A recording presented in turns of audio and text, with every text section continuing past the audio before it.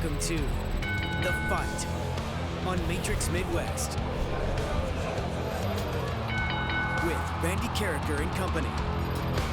Hi kids, welcome to The Fight. That's Andrew, I'm Randy. Great to have you with us here on Matrix Midwest. And we've got quite a show for you. What a night in Columbia for the Missouri Tigers. Epic historic hockey tonight in Boston at the Four Nations Faceoff. And we'll talk to Greg Amsinger later in the show, and he's got some big opinion for us. Andrew, good to see you. Good to see you as well, and I am fully juiced up after last night. Oh, that was unbelievable. Missouri with a big win over fourth-ranked Alabama. Mizzou raced to a 12-0 lead right off the bat, and they were never really threatened. In a 110-98 rout, 208 points scored in regulation in this one. Mizzou was up by 13 at the half after getting off to that fast start. Man, they were unbelievable early, weren't they? Safe to call this the college basketball game of the year? I would say so, yeah, certainly for Mizzou. Even when Alabama got close in the late going, Mizzou really never, I didn't feel like they ever felt threatened. They hit a big three-pointer and pulled away for the win.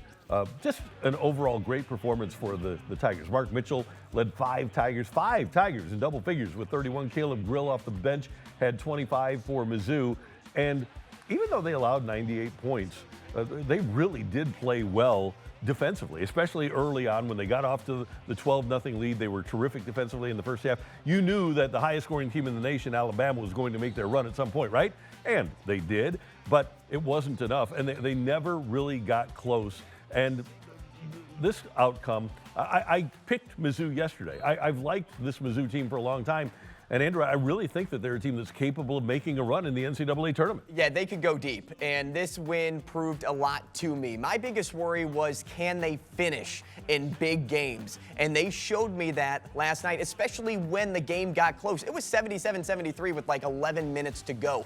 Alabama could have easily gone on a significant run and just put Mizzou out of their misery. But instead, after the timeout, Mizzou comes back out, hits a three, works it inside. They extend the lead back to 10, then it's 15, then it's closer to 20, and it was just over at that point. The momentum, they were just riding the momentum train. Columbia was bumping. The guys were feeling it on the court. And, you know, this is a team, Randy, and I'm curious to know what you think, because I don't know if I've seen well, not last year. I mean, 0-18 in conference play last year. But I don't think I've seen a Mizzou team in a long period of time that gels as well as this group. And they have the five guys that are from the transfer portal. I think a big part of that is bringing three players back from last year. And after you go 0-18, you expect to lose everybody. And Missouri was able to get three guys back, Caleb Grill and Robinson, two of the big guys. And then they bring in people that really want to be a part of this culture. And I think that's part of it,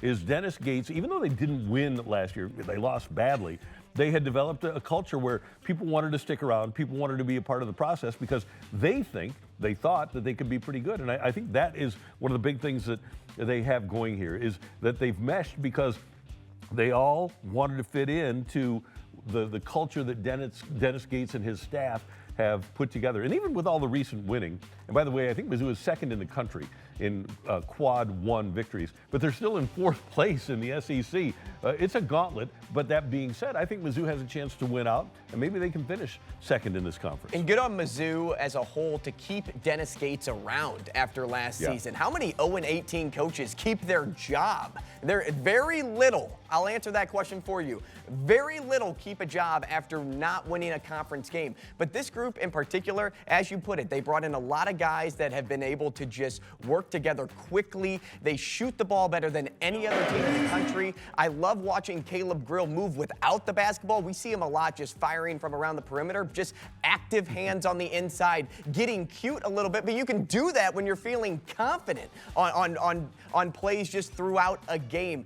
Overall, this Mizzou team is going to be dangerous. They have active hands on defense. They force a lot of turnovers. They know how to run in transition, but they also don't overdo it. They get to the right shot, but they don't try to do the one extra thing, that one extra pass. They're just simply playing basketball. Yeah, they let it rip, and like we said, five in double figures. A couple of things. Number one, you mentioned keeping Dennis Gates around.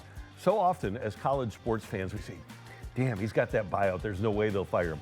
this is one situation where the $24 million buyout really benefited Missouri, right? It played in their hand. Because if he has a $5 million buyout with a new AD coming in last year, they might make a move. But because of the expense of the buyout for Dennis Gates, they kept him around. The other thing I wanted to point out, and we saw early on the Antlers and the crowd last night in Columbia was unbelievable right off the bat, and they never shut up. And so, and we can take a look at it. It really is remarkable how loud they were and what an effect they had on the game. And how about not being able to storm the court, according to Dennis Gates? Please do not rush the court.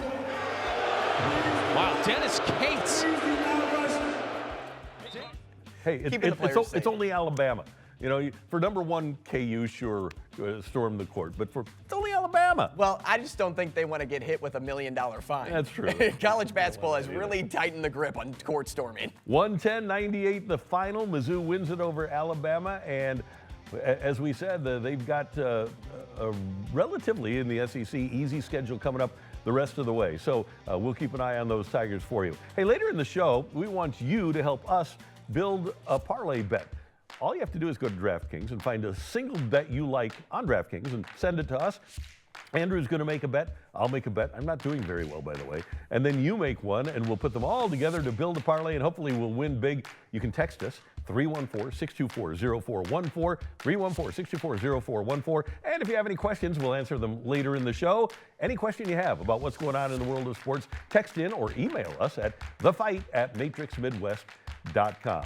Andrew, we mentioned yesterday that Nolan Gorman is an obvious player, along with Jordan Walker, that needs to improve for the Cardinals to improve in 2025. Last year, Gorman was inconsistent at the plate, and that led to inconsistent playing time. Tamar Scher has more with Gorman from Jupiter on getting that playing time this year.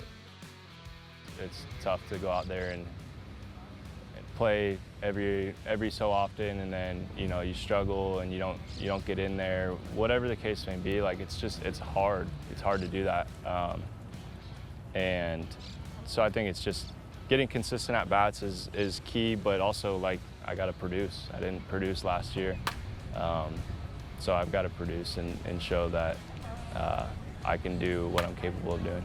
What techniques have you been working on and using to try and shore up those things, make sure that you can produce in the way you want to this year? I mean, the biggest thing is just getting back to being a hitter and not trying to do too much or hit more homers or whatever the case may be. I think, home runs were never on the front of my mind when I'm in the box, but it's, it might look like that at times. So really just becoming an athletic hitter again, getting back to what I know works for me, and I kind of just the past couple years got away from who I am as a hitter, and so getting back to that. I had Brownie in my backyard pretty much every day, so I was able to work with him, and then it's just an easy transition into spring training. So that was a cool thing when I figured out he got hired, and then we connected and everything. It was cool to have that, and then just listening to him and kind of what he saw from last year and what he's seen when things are good. We were on the same page going into it. You were able to work with him all off-season? Yeah, he lived like 10 minutes away from me. You're kidding? Yeah. So where would you guys work? Well, I had a cage. I built a cage in my backyard, and then we'd go to like a local cage sometimes too. So you were probably one of the people who had the most reps with him this off-season. And I know like Donnie and Burley hit with them when they came out for my wedding, but if I didn't have the most reps with him this offseason, then he's secretly hitting with someone else that I don't know about. That's great. Thanks to Tamar, who's doing a great job down in Jupiter for us. And First Alert 4, the best thing I heard there was that he's not trying to hit home runs, that those are not front of mind for him when he goes to the plate, because he doesn't need to try to hit home runs. If he hits the ball, it's going to go. And I'll do one better. What I saw him in that story was just smiling, just being happy again, and just working on the little things, the simple things. The simple cage work, it can really get into a guy's head. I mean, you could swing the ball or swing the bat 500 times in an off season every day and still not figure out what's wrong with you. And until you have somebody like lay it out, like Brant Brown laid it out on paper for Nolan Gorman and said, here's what I think, here's how we should do it. And the fact that they could work together every single day in the offseason, you can there's no reason for me not to believe Nolan Gorman won't rebound this season. If Gorman gets back to where he was in 2023, 27 homers, 805 OPS, that'd be fine. That's great. That's fine with me. But I want him to be better. I want him to be a 35 to 40 home run guy. I want him to be an 820, 830 OPS guy. That's what the Cardinals need. They need him to become a star. They need he and Jordan Walker to become stars, and it sounds like he's on the right track with his work with Brant Brown. That's pretty cool. Tonight, it'll be an epic hockey game in Boston. The championship of the Four Nations face-off between the USA and Canada. And Canada's Brendan Hagel basically accused the USA of showmanship with the fights to start the last game between the two teams. He said, "We don't need to initiate anything. We don't have any group chats going on. We're going out there playing our game and then giving it everything and doing it for our country. We're just going to play as hard as we can and do it for the flag on the chest." And of course, you know that USA and St. Louis and Matthew Tkachuk was asked about those comments by Brendan Hagel. Well, I mean, maybe their team doesn't like each other then if they don't have group chats, but you know, I think that that's just a player, you know, and enjoying his opportunities. So I think that our team does not care about anything that they say, and there's been a lot of chatter and talk from individuals, but you know, we care about one thing in this room, and we have millions of people that are watching us and supporting us around this country, and we're very prideful in playing for them and the guys in the room. So the chatter, the talk, the trash talk makes it even better. This makes this a real rivalry. The fights at the beginning of the last USA-Canada game and the fact that they booed the national anthem, they make the rivalry even better. Now, I hope that the Boston fans tonight don't boo their national anthem. I want us to be respectful of them, but this is going to be great because these players, and this is awesome right here, but these players are so into it emotionally. On and off the ice, they're into it emotionally. Well, the thing that I don't agree with is when Hagel says the U.S. aren't playing for their flag, and they fought early in the game, not only to set the tone,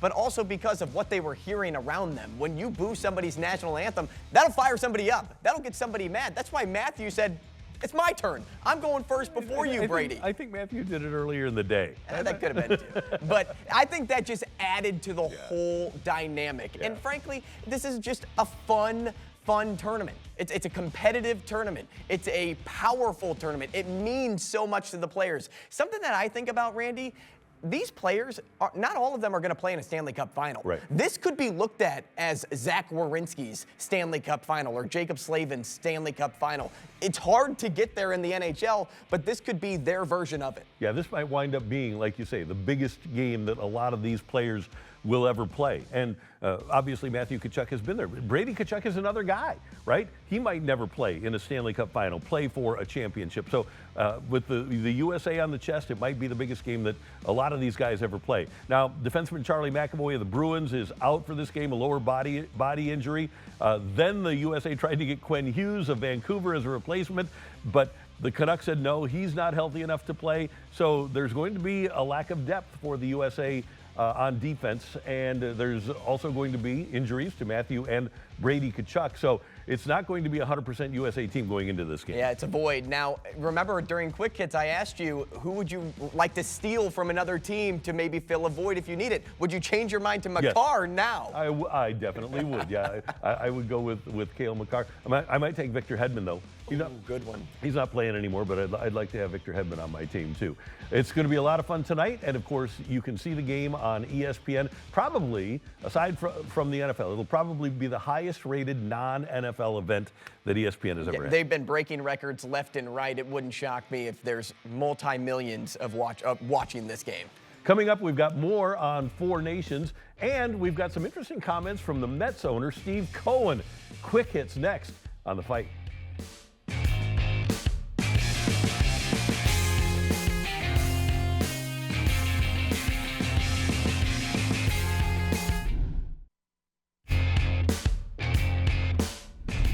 Our friends at The Athletic gave each and every major league team a grade for their offseason performance, and the Cardinals were given an F.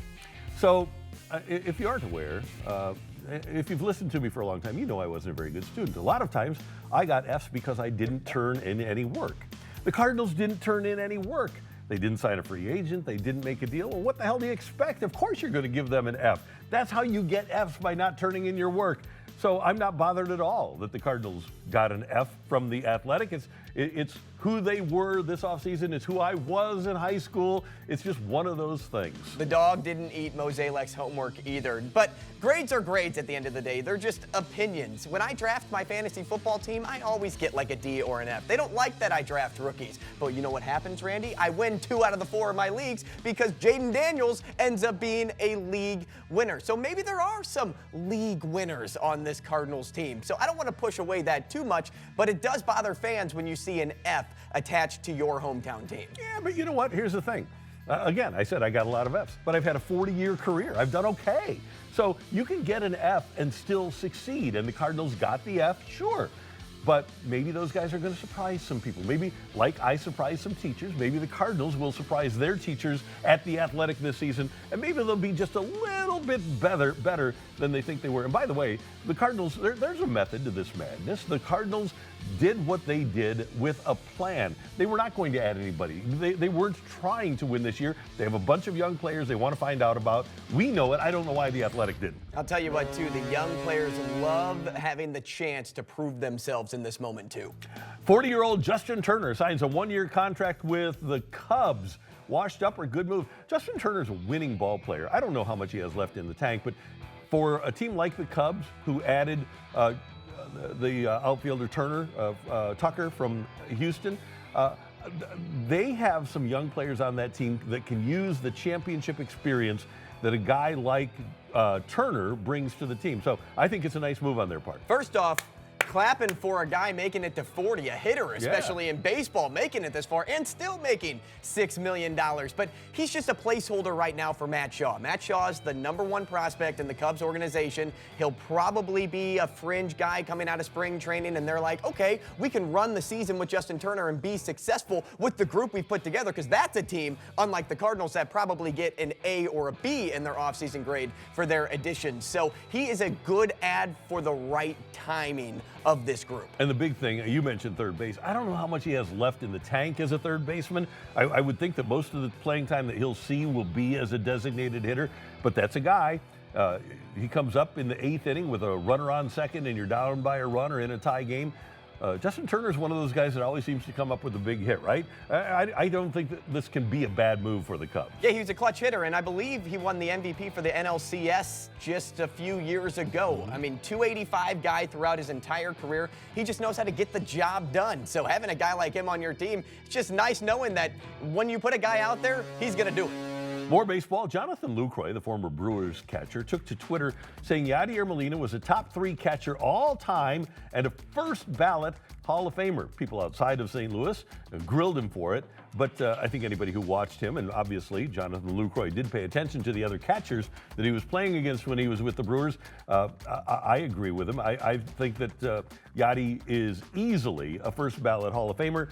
I won't go top 3 necessarily. I'll say top 5 all time, though. I'll tell you this, Johnny Bench, who's a pretty good catcher, said that Yadier Molina, he told me personally, that Yadier Molina was the best defensive catcher he'd ever seen. Well, I think you took the words right out of my mouth. First ballot Hall of Famer, yes, guaranteed. Second thing, I think Johnny Bench, too, is the #1 catcher of all time. Then you probably have Yogi Berra. He's probably the most decorated if you look back at it, everything. And then the one that could be like the question, right? Is it Pudge or is it Yadier Molina? Both were amazing defensive catchers, but Pudge had the accolades, and Yadi was like a guy that turned average pitchers good and great pitchers elite. So it's just a matter of opinion at that point. And Pudge was a great offensive player. It was amazing when Jose Canseco wound up in Texas, how good he became. I don't know why that happened. But here's the thing. If you talk to the pitchers that threw to both, and you talk to the managers that were around, they say that Yadi was so much better at managing a pitching staff. That Pudge didn't do as great a job of managing a staff as Yadier Molina did, and that's what set Yadi apart. That's why the Cardinals won so much. That's why they've lost since, because Yadier Molina hasn't been around to manage the pitching staff. The #1 game caller of all time. Yeah, I'm with you. The NFL salary cap is going up by $22 million per team in 2025 to between $277.5 million and $281.5 million for the 53-man rosters. That is a 2-year increase in the NFL of at least $53 million per team. What is it about the NFL that makes it such an economic monster? I get that it's huge, but why does it keep growing? It's unbelievable. It is, and it starts with, yes, the massive popularity, but they also have controlled player costs, which makes it more competitive outright, and then gambling.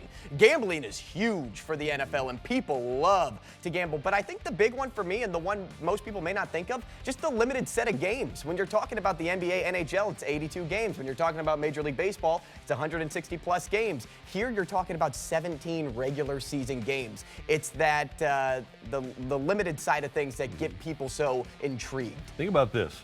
Nick Bosa, great player for the San Francisco 49ers, right? A left defensive end. He's fantastic, one of the best in the business. He makes $34 million a year as a defensive end. He makes $2 million a game as a defensive end. Every quarterback is getting at least $45 million. Every veteran quarterback, you don't have to be the best guy. You have to be the next guy that gets a contract, and they're all getting ridiculous money, but they deserve it. I'd rather have the players get it than the owners get it. And the salary cap, $280 million a team for a 53-man roster, unbelievable. I think the other thing, too, maybe the worldwide view of what the NFL is today, playing games in London and across the ocean. And because of that, the revenue going up, up, up. Mets owner Steve Cohen says, quote, I've always wanted to be a little bit more measured in payroll growth. And then we get there, and it's never quite there. Free agency is a lot more expensive than even you planned for that year. Will he eventually be thought of because he wants to have a good net system, and he doesn't want to spend as much money? Will he be thought of as cheap eventually by Mets fans? I don't know if cheap's the right word because we still know that he's a multi-billionaire, but I do think once the Mets win a World Series, then he'll change the mindset. Then he'll go to, okay, let's develop more than just paying $750 million here or $500 million there. It's going to be okay, I'm going to get my team, the fandom that I grew up loving and watching, I'm getting them a World Series, and then we'll decide what to do next. And I always tell this story, and this is how things change. About a decade ago, when the Dodgers played the Cardinals in the playoffs, Stan Kasten, their president, and they were a relatively new ownership, was asked, hey, what's your grand plan here? What do you want this to look like when you have it where you want it to be? And this was taking place in the Dodgers dugout before game one of the playoffs. And Stan Kasten pointed across at the Cardinal dugout and said, that's our model right over there. The Cardinals are our model. That's what we want to be like. And the Cardinals had won in 2011. They'd gone to the NLCS in 12. They've gone to the World Series in 13. And here they were in the NLCS in 14, or headed towards the NLCS against the Giants.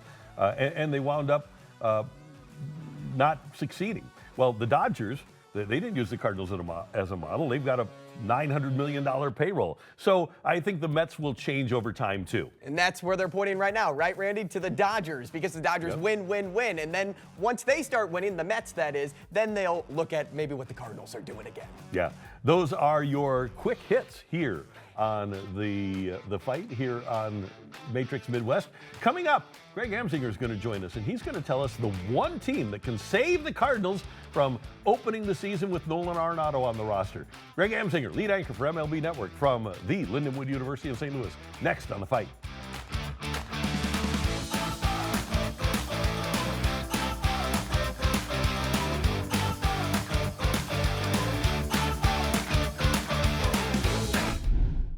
Now live with MLB Network host Greg Amsinger. Brought to you by St. Luke's. Experience healthcare the way it should be. Experience St. Luke's. Greg Amsinger is a native of St. Louis. He's a product of the Lindenwood University. He's a gamer. He shows up. He goes to the post, kind of like Nolan Arenado does, and he's with us now, as he is every Thursday here in The Fight. And Greg, first of all, good morning. How you doing? I'm doing great. Fired up. I actually texted you, Randy, this morning because I had something I really wanted to talk about. That's how excited I am to be on the show today. I got to hear the answer to this. And Greg does get up early to come on with us, and we really do appreciate it. Okay, you've got one team that can save the Cardinals from opening the season with Nolan Arenado. Who you got? Before I tell you, each one of you guess who I think going to say. Go ahead. I'm going with Giancarlo Stanton's elbow injuries. I'm going with the Yankees. And I, just to be different, will say the Padres. Ding, ding, ding. It's Whoa. the San Diego Padres. And here's why. I have never, ever begged for a trade in my broadcasting career. I think it's frankly unprofessional because all these front office executives know me. I know them. But I'm tired of being professional, Randy. I am begging for a trade. I like Nolan Arenado a lot. He's a personal friend of mine. He is a future Hall of Famer. I want him to go to a team that's on his no-trade list. San Diego Padres are on his list of teams that he would be traded to. I want the Cardinals to achieve their goal, which is develop their younger players, make them better. And I like A.J. Preller a lot. I chat with him every time I'm in camp. When I go to Arizona, I love chatting with him. It is a new ownership climate there. John Seidler was approved by the owners to run the business there for his late brother, Peter Seidler.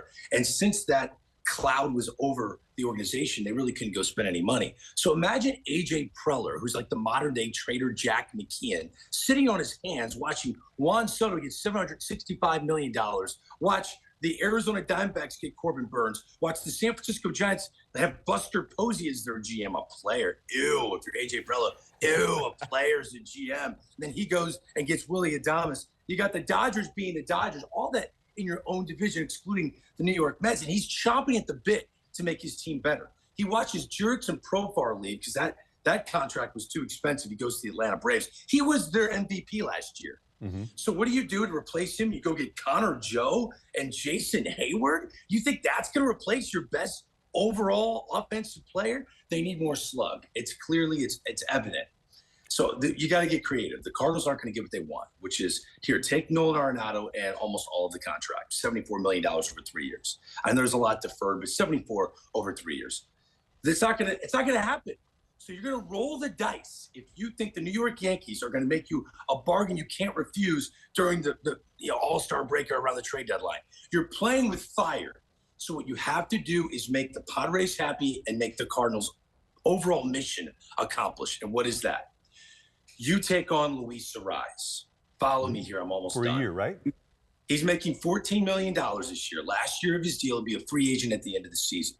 The impact he made on the San Diego Padres last year was paramount. The players told me that. They had one of the best team batting averages in baseball, hit well over 260. They had the lowest strikeout rate. This is a team that had a lot of swing and miss. Lowest strikeout rate now because Luis Arise is on the team. For some reason, you could have all the coaches with all the data, but players still impact other players. I pride myself, Randy, as a great swimmer. My daughter didn't learn swimming from me. She wouldn't get in the pool until she was 5 years old. Do you know why? Because her 5-year-old cousins were in the pool swimming around like fish. Then she jumped in, and now she's a great swimmer, okay? They learn from their counterparts. So if you want to see Victor Scott cut down on the strikeouts, Jordan Walker cut down on the strikeouts, Nolan Gorman cut down on the strikeouts, we want to see this young core get the most of them. If you want to see what they got to touch the baseball. They got to touch the baseball. And Luis Arise will have a glaring impact. He had an impact when he was with the Marlins playoff team, impact with the Padres. Look what they did. He's going to win his 4th batting title. If I had to handpick a baseball market fan base, they would love to watch a guy win a batting title. It would be the St. Louis Cardinal fan base. So I think it's Arenado to San Diego. He'll play first base, and there's one other caveat. I know I'm being long-winded. If you love Manny Machado, and he's going to be your Hall of Famer, which he will be, how about this? You have him for another decade. He plays 110 to 120 games at third base. You take the wear and tear off his knees. For the next year, you got a gold glover over at first base that can spell him at third. That's going to help the long-term viability of Manny Machado. I think this works on so many different levels. The batting order, because think Jackson Merrill, who was hitting 7th at the beginning of the year, he became a clutch hitter that didn't strike out because Luis Arise, his teammate. Now you got Tatis, you got Merrill, you got Machado, you got Arenado. Then you can put Cronenworth, then you go Bogarts. I like the San Diego Padres a lot. They need more slug. They lost Profar. I think Arenado for a rise. You throw in an extra $20 million to the Padres. You got a deal. John Mozeliak hates when I do this, but I'm begging you, John Mozeliak.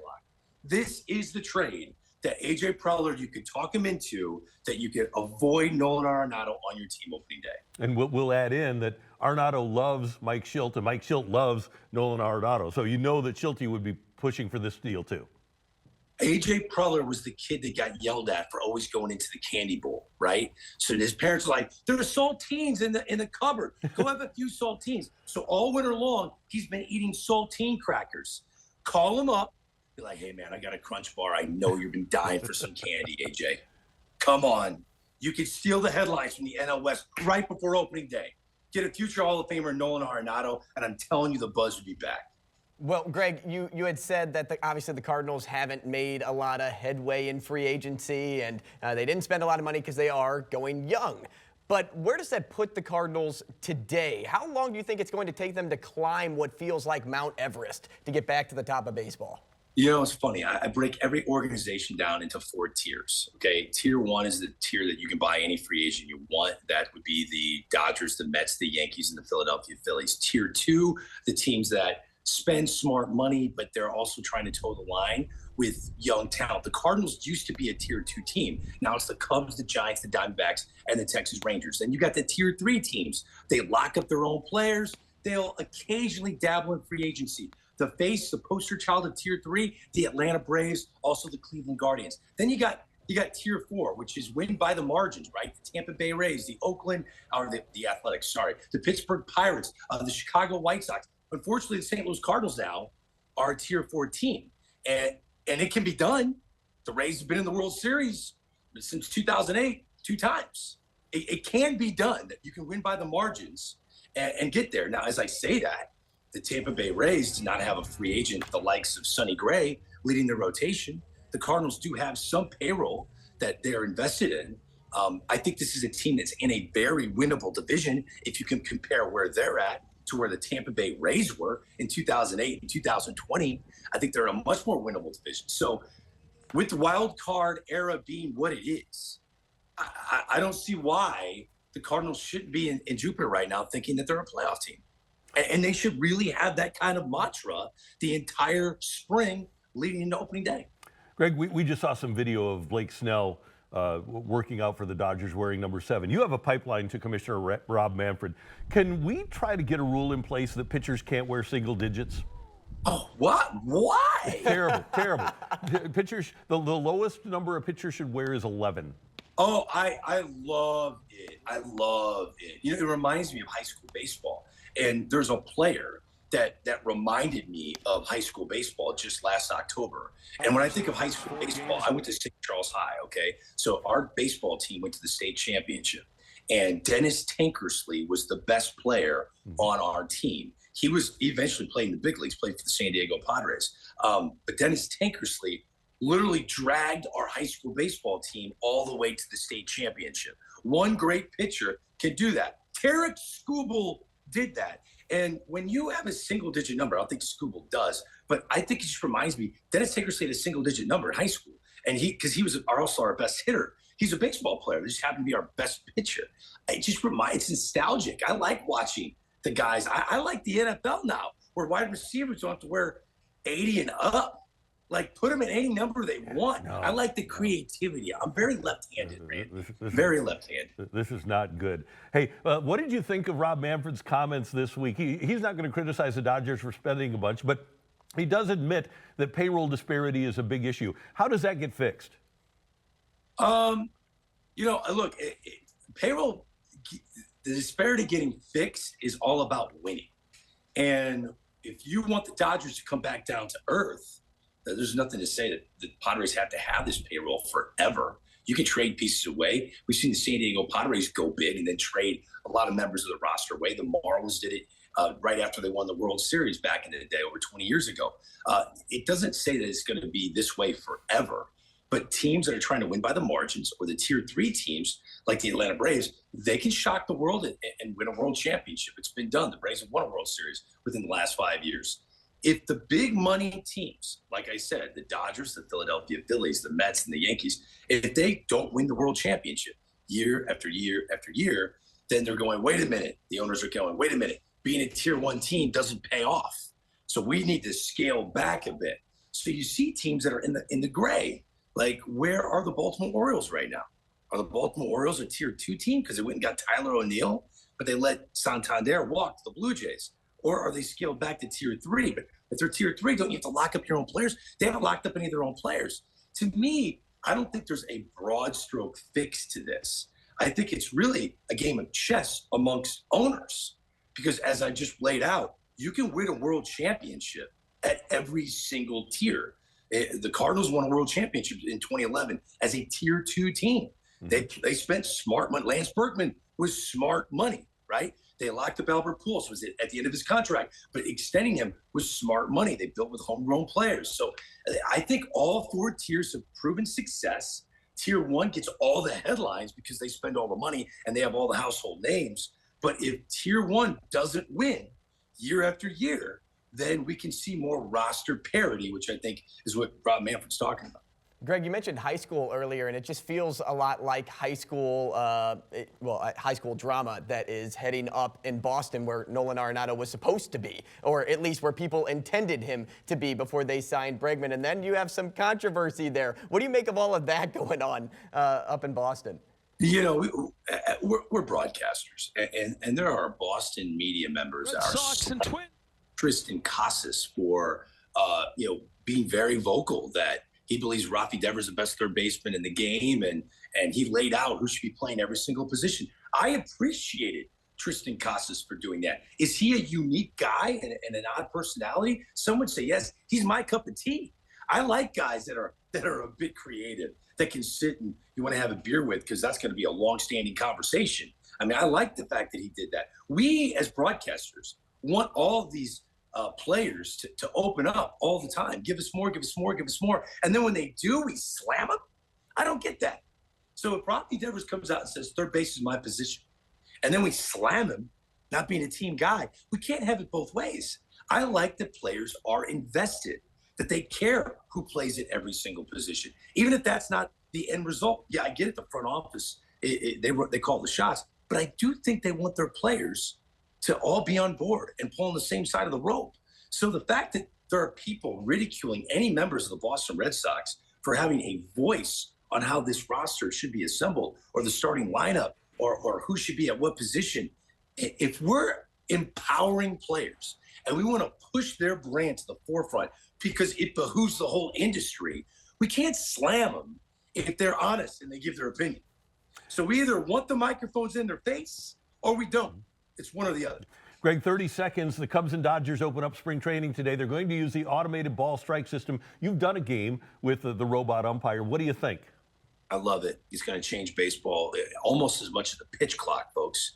It is immediate technology. If you've ever seen tennis, it is groundbreaking. It immediately goes to the big screen. You can see if it's a ball or a strike. And may I just tell you, all of the umpires in the minor leagues are chomping at the bit to get to the big leagues for this. They're extremely competitive. They love challenging the players. They're right more times than not.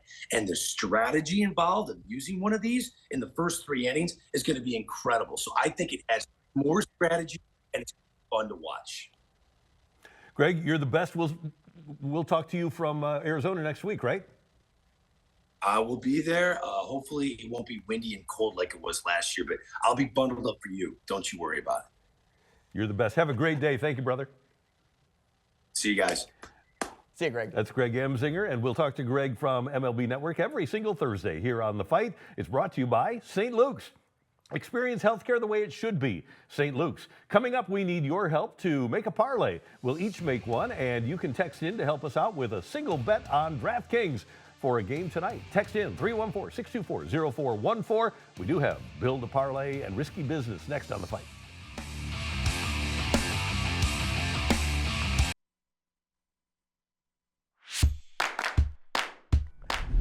All right, time for some risky business. Time for us to build a parlay. We've got a bet. I've got one. Andrew has one, and you have one. And I'm looking tonight at the championship game of the Four Nations faceoff.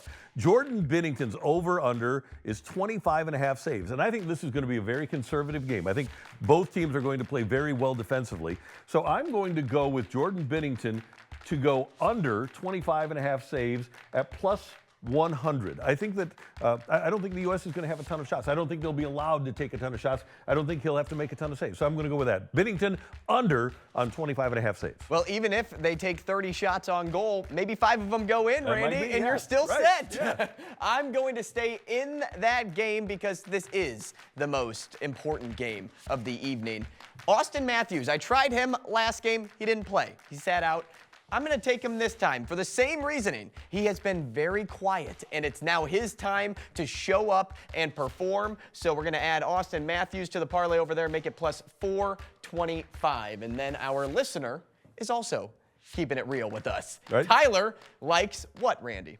We're going to go with the over here. It's 5.5. We're going to go with the over for the total in this game. So maybe 4-3 in overtime. I think that'd be a fun game to watch. So you've got a same game parlay, and we're going to put $100 down. And what do we get if we win this parlay? We're going to be keeping a close eye on this. The payout, $775.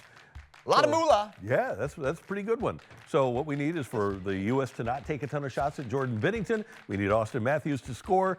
And Binnington, like you say, he needs to allow 4 goals because the U.S. has to win in overtime. Yep. Well, 4 goals on 29 shots. Now we're getting very accurate, right? And you know what? It could happen because, Binnington hasn't been excellent. He's been good enough to get Canada to where they are, but that doesn't mean that the U.S. can't continue to net them. That is today's Build a Parlay. And don't forget, we need you to build the parlay every single day. If you already have an idea for tomorrow's bet, text us or email us now, and we'll get you in to the show tomorrow. 314-624-0414 or thefight@matrixmidwest.com. Coming up, we have Take It or Leave It, plus birthdays and anniversaries as we head down the stretch on this edition of The Fight.